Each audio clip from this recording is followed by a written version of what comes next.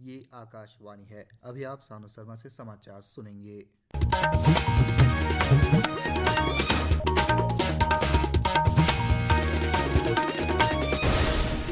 पहले मुख्य समाचार।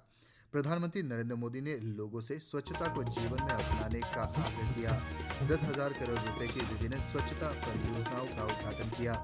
कृतज्ञ राष्ट्र आज राष्ट्रपिता महात्मा गांधी और पूर्व प्रधानमंत्री लाल बहादुर शास्त्री को उनकी जयंती पर श्रद्धांजलि अर्पित कर रहा है। प्रधानमंत्री आज झारखंड में 83,000 करोड़ रुपए से अधिक की कई विकास परियोजनाओं का शुभारंभ करेंगे। बिहार में 16 जिलों में बाढ़ की स्थिति गंभीर, राहत और बचाव कार्य जोरों पर। पश्चिम एशिया में तनाव बढ़ा, भारत ने अपने नागरिकों को ईरान की अनावश्यक यात्रा न करने की सलाह दी। अब समाचार विस्तार से। प्रधानमंत्री नरेंद्र मोदी ने कहा है कि स्वच्छता की प्रतिबद्धता जीवन भर की प्रतिज्ञा है। उन्होंने लोगों से आग्रह किया कि वे स्वच्छता को जीवन का अभिन्न हिस्सा बनाने के प्रण लें। स्वच्छ भारत मिशन के 10 वर्ष पूरे होने के अवसर पर आज नई दिल्ली में स्वच्छता ही सेवा 2024 कार्यक्रम को संबोधित करते हुए श्री मोदी ने स्वच्छता को जन आंदोलन बनाने के लिए 140 करोड़ भारतीयों की अटूट भावनाओं को नमन किया। प्रधानमंत्री ने कहा कि सेवा पखवाड़ा के केवल 15 दिन में देश में 27 लाख से अधिक कार्यक्रम आयोजित किए गए, जिसमें 28 करोड़ से अधिक लोगों ने हिस्सा लिया। उन्होंने कहा कि यह दिन हमें महात्मा गांधी और देश की अन्य महान हस्तियों के सपनों के भारत को सच्चाई में बदलने के लिए प्रेरित करता है। श्री मोदी ने स्वच्छ भारत मिशन की सफलता में सभी देशवासियों, स्वच्छता कार्यकर्ताओं, धार्मिक नेताओं, एथलीटों, मशहूर हस्तियों और गैर सरकारी संगठनों तथा मीडिया कर्मियों के योगदान की सराहना की। श्री मोदी ने आज से शुरू की गई परियोजनाओं पर प्रकाश डालते हुए कहा कि इससे स्वच्छ भारत मिशन को नई ऊंचाई मिलेगी। श्री मोदी ने इस बात पर जोर दिया कि स्वच्छ भारत मिशन विश्व का सबसे बड़ा और लोगों की भागीदारी से तथा लोगों के नेतृत्व में चलाए गए इस सदी का सबसे सफल और बृहद आंदोलन है। प्रधानमंत्री ने स्वच्छता और साफ सफाई से जुड़ी 9,600 करोड़ रुपए से ज़्यादा के विभिन्न परियोजनाओं की शुरुआत की।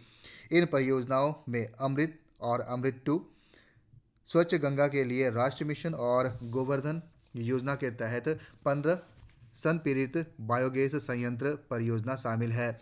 इस अवसर पर केंद्रीय जल शक्ति मंत्री CR पटेल, केंद्रीय आवास और शहरी मामलों के मंत्री मनोहर लाल, जल शक्ति राज्य मंत्री राजू भूषण चौधरी, आवास और शहरी मामलों के राज्य मंत्री तोखन साहू और विभिन्न मंत्रालय के सचिव उपस्थित थे। कृतज्ञ राष्ट्र आज राष्ट्रपिता महात्मा गांधी को उनके 155वीं जयंती पर श्रद्धांजलि अर्पित कर रहा है। देश भर में और विदेश स्थित भारतीय दूतावास में अनेक कार्यक्रम आयोजित किए जा रहे हैं। राष्ट्रीय राजधानी दिल्ली में आज सवेरे बापू की समाधि राजघाट पर सर्वधर्म प्रार्थना सभा आयोजित की गई। राष्ट्रपति द्रौपदी मुर्मू, उपराष्ट्रपति जगदीप धनखड़, प्रधानमंत्री नरेंद्र मोदी, लोकसभा अध्यक्ष ओम बिरला, कई केंद्रीय मंत्री, लोकसभा में विपक्ष के नेता राहुल गांधी ने राजघाट स्थित महात्मा गांधी की समाधि पर पुष्पांजलि अर्पित की। रियाद में भारतीय दूतावास ने स्वच्छ भारत मिशन के अंतर्गत राष्ट्रव्यापी स्वच्छता ही सेवा अभियान का आयोजन किया। 17 सितंबर से 2 अक्टूबर तक चलने वाले 2 सप्ताह के अभियान में दूतावास के अधिकारियों, कर्मचारियों और सऊदी अरब में भारतीय समुदाय के सदस्यों ने हिस्सा लिया। श्रीलंका के प्रधानमंत्री डॉक्टर हरिनी अमरसूरिया और भारत के उच्च आयुक्त संतोष झा ने गांधी जयंती के अवसर पर उन्हें पुष्पांजलि अर्पित की। उन्होंने कोलंबो में प्रधानमंत्री कार्यालय में महात्मा गांधी की प्रतिमा पर पुष्पांजलि अर्पित की। राष्ट्र आज पूर्व प्रधानमंत्री लाल बहादुर शास्त्री को भी उनकी जयंती के अवसर पर स्मरण कर रहा है। राष्ट्रपति, उपराष्ट्रपति, प्रधानमंत्री, लोकसभा अध्यक्ष, कई केंद्रीय मंत्रियों और लोकसभा में विपक्ष के नेता ने विजयघाट स्थित लाल बहादुर शास्त्री की समाधि पर पुष्पांजलि अर्पित की। प्रधानमंत्री नरेंद्र मोदी आज झारखंड के एक दिन के दौरे पर रांची पहुंच गए हैं। प्रधानमंत्री हजारीबाग में 83,300 करोड़ रुपए लागत की विभिन्न परियोजनाओं का शुभारंभ, शिलान्यास और लोकार्पण करेंगे। इन परियोजनाओं में 79,150 करोड़ रुपए की लागत से धरती आबा जनजाति ग्राम उत्कर्ष अभियान और प्रधानमंत्री जनजातीय आदिवासी न्याय महान महाअभियान के अंतर्गत विभिन्न परियोजनाएं शामिल हैं। प्रधानमंत्री 25 एकलव्य स्कूल की आधारशिला और 40 एकलव्य स्कूल का लोकार्पण भी करेंगे।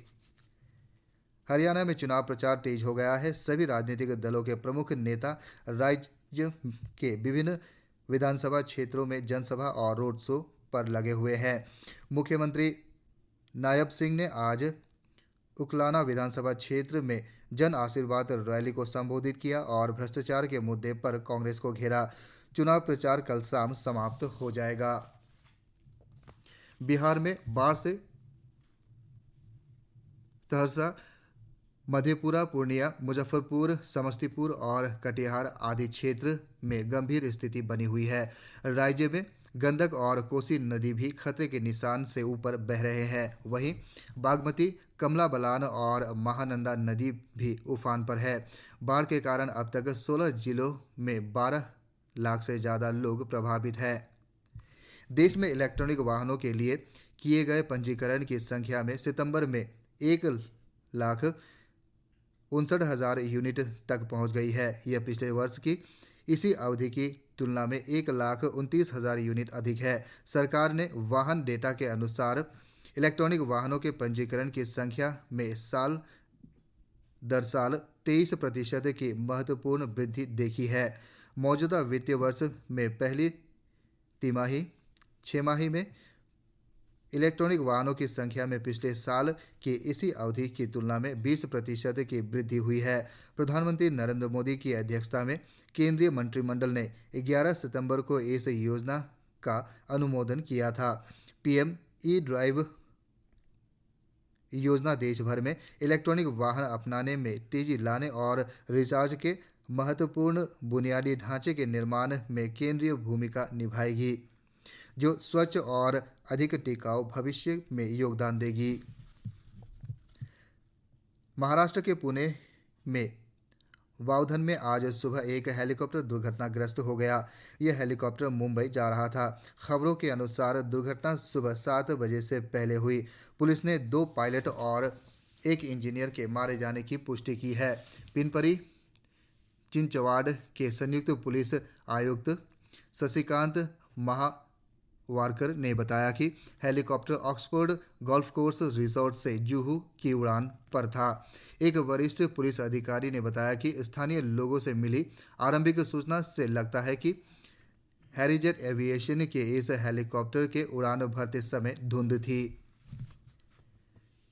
विदेश मंत्रालय ने पश्चिम एशिया में नागरिकों की सुरक्षा के लिए अपनी प्रतिबद्धता को दोहराया है। मंत्रालय ने क्षेत्र में बढ़ती सुरक्षा स्थिति पर गहरा चिंता व्यक्त करते हुए सभी मुद्दों को बातचीत और कूटनीति के माध्यम से हल करने का आग्रह किया है। इसके साथ ही मंत्रालय ने आपसी टकराव को रोकने पर भी जोर दिया है। सूडान के खार्तूम में संयुक्त अरब अमीरात के राजदूत के आवास पर हमले की खबर पर भारत ने गंभीर चिंता व्यक्त की है। भारत ने कहा है कि किसी भी संघर्ष में राजनयिक परिसर पर हमला न करने की नीति का सम्मान किया जाना चाहिए। विदेश मंत्रालय के प्रवक्ता रणबीर जायसवाल ने कहा कि भारत सूडान की सुरक्षा स्थिति पर नज़र रखे हुए है।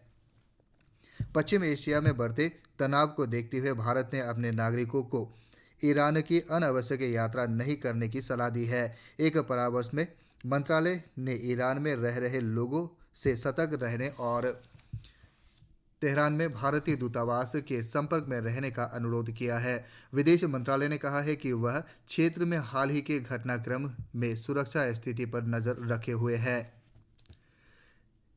निशानेबाजी में भारत ने पेरू के लीमा में ISSF जूनियर विश्व चैंपियनशिप में चौथे दिन 5 और स्वर्ण पदक अपने नाम किए। महिलाओं की 25 मीटर पिस्टल स्पर्धा में दिव्यांशी ने स्वर्ण पदक जीता। उन्होंने इटली की क्रिस्टीना मैग्नानी को फाइनल में 2 अंक से हराया और 35 अंक हासिल किए। वहीं दिव्यांशी के लिए वह दूसरा स्वर्ण पदक था। उन्होंने भारत की तेजस्विनी और विभूति भाटिया के साथ मिलकर जूनियर महिला 25 मीटर पिस्टल टीम स्पर्धा का स्वर्ण पदक जीता था।